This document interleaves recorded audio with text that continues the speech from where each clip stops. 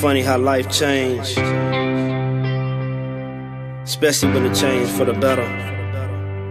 But I tell you what, I love it. We are written epistles of men, so let me begin explaining the picture I portray within the books of my sins. Wasn't properly introduced to Christ as a kid, but not resting on that excuse, just letting truth be revealed. Play with death with little conscience, then take life serious. Hypnotized by bankrolls, which sent me in the spin. Street life brought fast money, so I wanted to live it. Then contemplate the results of the sins I committed. So poison to lost souls who chose dope over children. Stuffed my lungs with weed smoke, kept them harmfully filled. Through most of my teen years, don't remember the feeling of soberness had yet began to let Jesus rebuild me. Embrace gang life, I didn't mind being the villain. So much I turned on my pops and ended up in prison. Now I look back on it all, thankful God has forgiven. Felt great to rise out the gutter, for God I'm living. See, I walk this walk, I don't just talk this talk. Won't hear me frontin' like most of y'all. I'm a man that fears nothing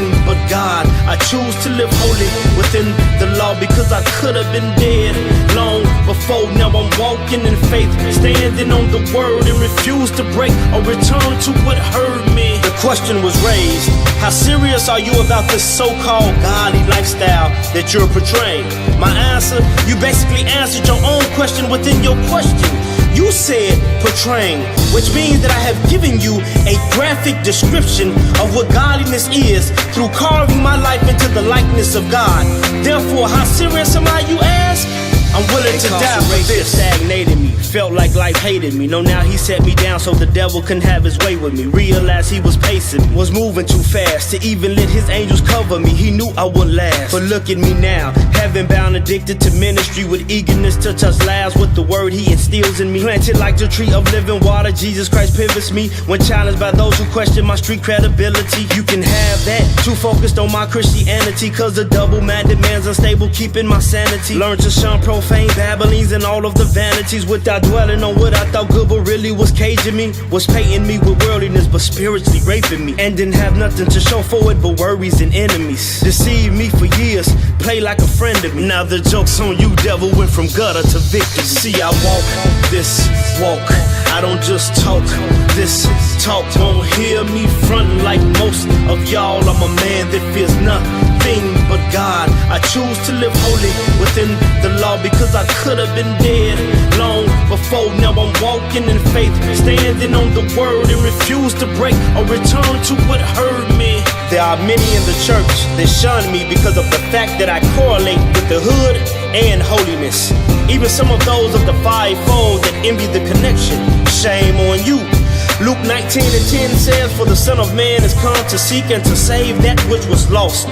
You tell me, what good or use are we to God if we aren't willing to reach out and embrace those who haven't yet confessed Christ?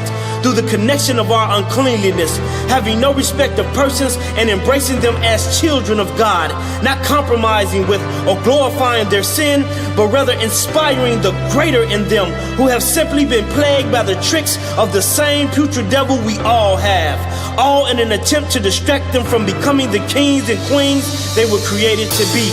And how are we to accomplish this, you might ask? By exposing God to them through us as the true hero we as true believers have come to experience him as. He whom gives us supernatural abilities to levitate above the gutters that we many times become entrenched in. Abilities that, when activated only through the submission to God, enables us to prevent from being washed down the spout of wickedness, and rather elevated to glory. From gutter to God.